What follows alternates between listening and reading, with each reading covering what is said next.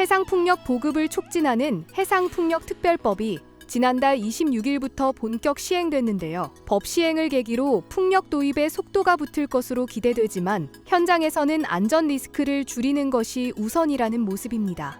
지난달 경북 영덕 풍력단지에서는 타워가 꺾여 도로를 덮친 데 이어 추가로 정비 작업 중 화재가 발생해 작업자 3명이 숨지는 인명사고가 발생하면서 안전에 대한 관심이 더욱 커진 건데요.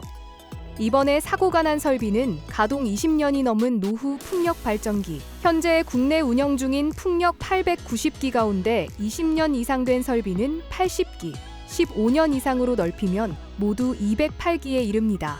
전문가들은 실제 현장을 충분히 따라가지 못하는 관리 감독 시스템이 안전 리스크를 키우고 있다고 지적합니다. 현행 제도상 운영 중인 풍력 발전 설비는 3년 주기 정기 검사만 하면 별다른 감독을 받지 않는데요. 특히 노후 설비를 계속 돌릴지, 교체할지, 어떻게 관리할지에 대한 안전 규정은 미흡하다는 지적이 나옵니다. 이에 전문가들은 정기적인 유지 보수의 중요성을 강조하고 있는데요.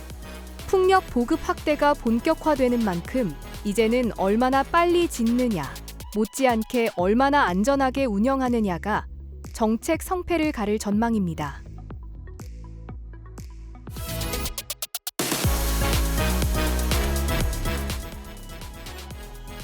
K컬처 인기와 함께 한국을 찾는 외국인 관광객들이 부쩍 늘었는데요. 한국을 여러 차례 방문하는 관광객들이 늘어나면서 외국인들의 쇼핑 동선이 수도권 외곽으로 확대되고 있습니다. 한국문화관광연구원에 따르면 지난해 방한 외국인 가운데 2번 이상 재방문 비율이 56.6%에 달했습니다.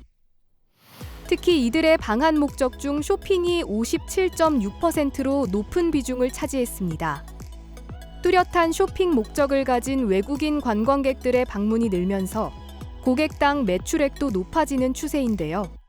대내외 경기 불확실성이 커지는 가운데 유통업계 큰 손으로 떠오른 외국인 관광객들 잡기 위한 경쟁도 치열해지고 있습니다.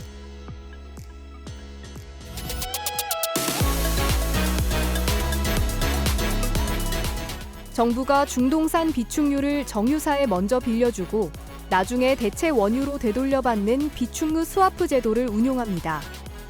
중동 전쟁의 장기화 조짐이 뚜렷한 가운데 비축유 재고를 안정적으로 유지하면서 수급 공백도 막기 위한 묘책인데요. 정부는 4대 정유사가 6월까지 들여올 대체 물량이 2천만 배럴보다 훨씬 많다고 설명했습니다. 여기에 IEA 비축유 방출 조치까지 더해지면 상반기에는 원유 부족 문제가 없을 거라고 확언했습니다.